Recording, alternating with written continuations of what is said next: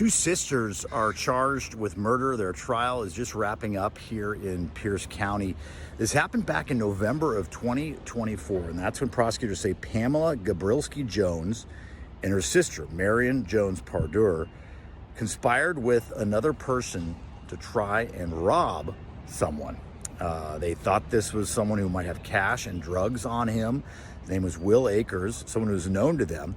And according to prosecutors, they were planning on robbing him. But the guy they got allegedly involved in this robbery ended up killing that drug dealer, Will Akers. So all three of those people have been charged with murder. The two sisters are being charged together. They're standing trial together.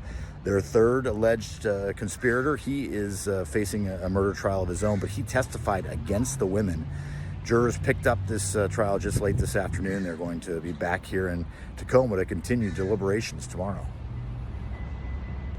Overcrowded and understaffed. A new legislative audit says that's what it found when it looked into Washington's juvenile rehabilitation facilities. Now, specifically, they're looking at some of the largest facilities. That would be Echo Glen and Green Hill. Those two house about 74% of the population of young people who've been convicted for committing crimes.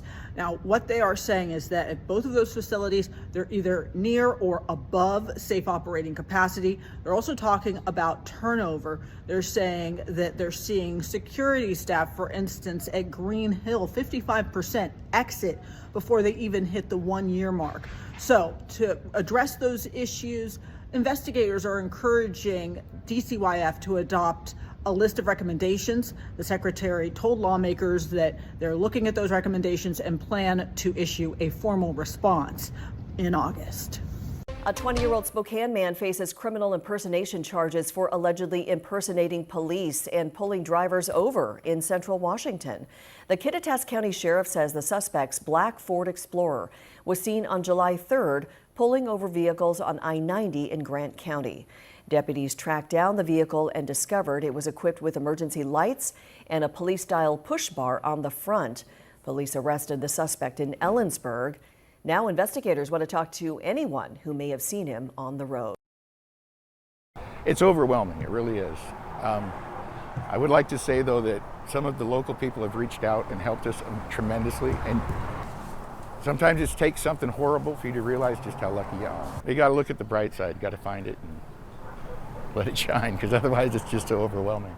It's very special, man. Always, Seattle it's been nice to me. It's got part of my heart here, I mean, the way they treat me, the way they treat my family, it was really special for me. I think I had a lot of good moments here in Seattle, especially last year. It was my last year here, and that last game here was a lot of special for me. Hit that grand slam, and with that game, and be able to do that kind of stuff for the team that give me the opportunity to be back and do my best. Obviously, it's very special, And now that I came here, and I see already, Bum, the Edgar, Kevin, all those guys that helped me a lot. It's very special to be back, to see already the fans on the street around the hotel room and the hotel, and recognize my face and say hello to me and welcome back home. It is very special. Seattle always gonna have part in my heart, a good part of my heart, and I feel good to be back. And what does it mean to you to be back here with your family in front of the Mariners fans, taking this all in together? It would be nice. I can't wait to see the fans tonight, and I bet they're gonna welcome me really nice. That, as always, they've always been nice, and it means a lot to be back here. But at the same time, I'm now on this side, and I want to do my best for the team that I play now for, and I just want to enjoy the moment, enjoy the time here in Seattle, and play hard for my team and try to win that series here. Even though being out of the country, though, you guys, I am all up to date on the rise of Timothy. Oh my gosh. Look at this unique, adorable creature. He has scampered into the hearts of many around the globe, but he's from right here in the Ballard area, and lots of people and businesses are having so much fun with him. The Seattle mural artist Henry painted this photo of him. People are making Jimothy t-shirts. They're even getting Jimothy tattoos. Yes. And this was so cute. I saw this. The Mariners included him in their salmon run. I always am, rooting for Humpy, who loses all the time. But now we have Jimothy, and he won. Look at him just scampering into everyone's hearts. Anything Jimothy needs, I'm all in. I can't believe you heard about him all the way in Paris. He is literally on NBC National News. He's everywhere. And just everyone's love for this unique creature, it just makes you, I don't know, like happy and think about, everyone is unique. And I don't know, again, I love Jimothy so much. A 33-year-old man is dead after a shooting involving deputies in SeaTac. It happened after King County deputies responded to a crash at South 192nd Street and 16th Avenue just after 10 on Sunday. Investigators say there was some sort of argument that ended in gunfire. The man died at the scene. Authorities have not said what led up to it or who pulled the trigger.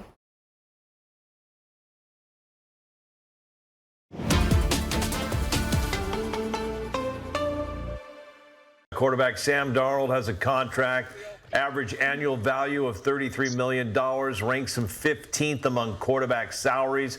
Does Sam need to have another strong season to warrant a new deal, or has he done enough, Greg, to say, you know what, show me the money? I think he's done enough already. I mean, hell, he won the Super Bowl. There's only one other quarterback in 50 years of Seahawks football that's ever done that. But when I asked John Schneider at the Combine in Indianapolis at the end of February, hey, what about Sam Darnold now that he's won a Super Bowl? And he looked at me and said, Greg, he's got another 2 more years left on his deal.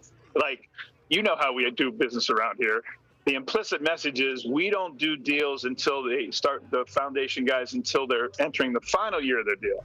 It's a 3-year deal for Darnold. In fact, the quote that Schneider said to me was, he signed a 3-year deal, right? He's only 1 year into it. Yep, got it, sure. So that's how they operate. Look for this to happen next year. If he has another Super Bowl type of season, great. Then his money goes to the top of the league in the top echelon, and we're talking 40, 50 million a year. But guys, as great as this last season was, he led the league in turnovers. If he just cuts his turnovers down a little bit from out of the 20s, think how much more efficient and how many more points this offense is going to score, no matter who the running back is. If you're not giving the other team the ball on the wrong side of the field or at midfield and you're scoring instead of giving the ball away, you're going to win and you're going to score points no matter how the running game goes. That's Sam Darnold's job this year. And I know there were different factors besides just Darnold's for the faults on some of those turnovers. But my point is, I don't think we in Seattle should say he's a top 3 NFL quarterback just because he won the Super Bowl. He's only on a 1 year into a 3-year deal. And let's face it, before these last 2 years, Sam Darnold was a journeyman quarterback who had not been able to string years like that together, or else 5 teams wouldn't have cut him. So let's see. Let's pump the brakes a little bit on what his value is league-wide. Yeah, he's undervalued for having just won a Super Bowl, but he's also only in year 1 of his 3-year deal.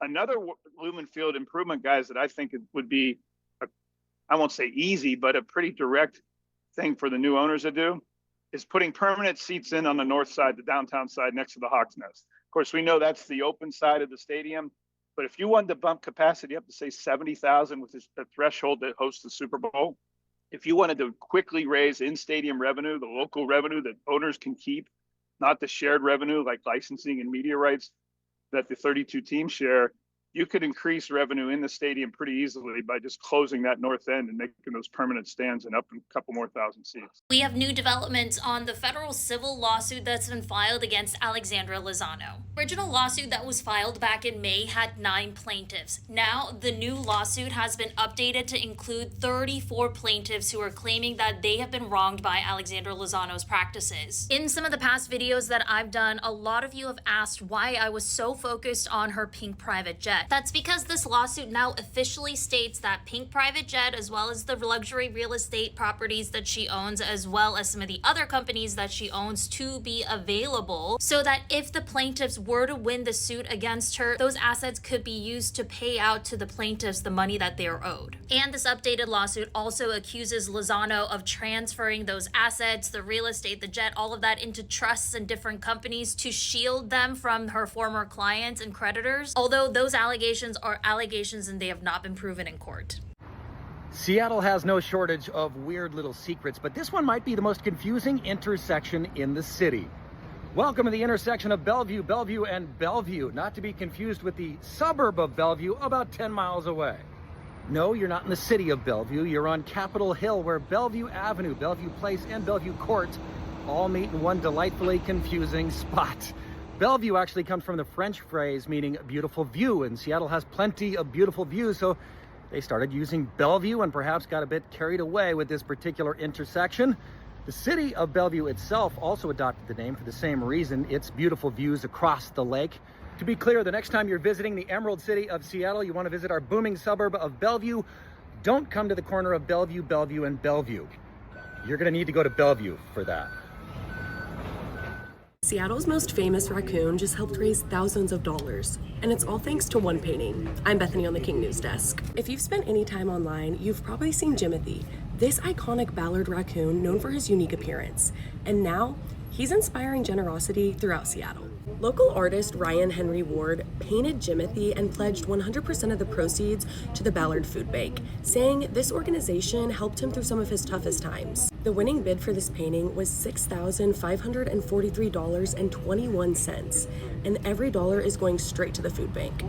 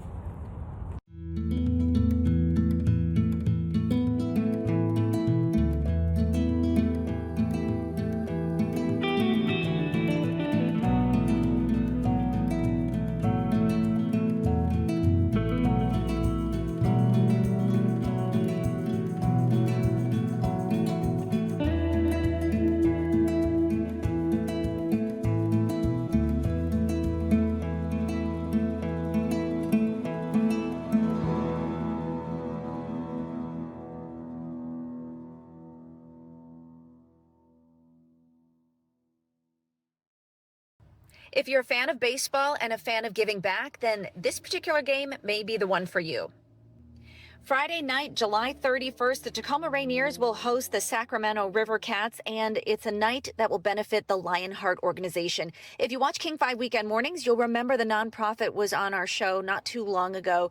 It's a nonprofit that supports first responders, the people who are called to help us, and it supports them when they're going through critical illness or injury. Again, the game is set for Friday, July 31st. There are fireworks that night, and there will be some other activities as well. So you can go to the website on your screen right now to get your tickets. And of course, I'm making this video as Jimothy is sparking a lot of heat for this summer. It's a Jimothy hot summer, according to Lionheart in one of their posts. Take a look at the details and share it around with your friends, and maybe we'll all see you out there July 31st. Call it an unexpected goalkeeper. An owl had to be rescued after getting tangled in a soccer goal at Western Washington University. Students and university police worked together to carefully cut the owl out of the net. Eventually, it was freed and flew away. And I don't want to paint a picture, but I'm going to do it for you, Softy. I'm sitting there in Mexico, oiled up. I've got my. Did you really just say that? That's a thought we don't need. Cut. Get that thought out of here. Edit. Go back. Is this live? Can we take that out, please? Wow. Well, I got my mojito. Jeez. I got a little tahini around the outside, and then somebody asked me, "What do you think of this new Mariners player, Jimothy?" Yeah, I just heard that HBO has some B-roll of Chris Egan lathering himself up in Mexico that they might use on the air. Every time I bring that up, I can see how uncomfortable Paul's getting. So it really is the only point to bringing it up because it's making you uncomfortable. All right? I mean, if you weren't giving us that reaction, there's no way I'm bringing that up. But I don't know. I'm sitting right next to this guy. I just can't see it. I don't want to see it. What?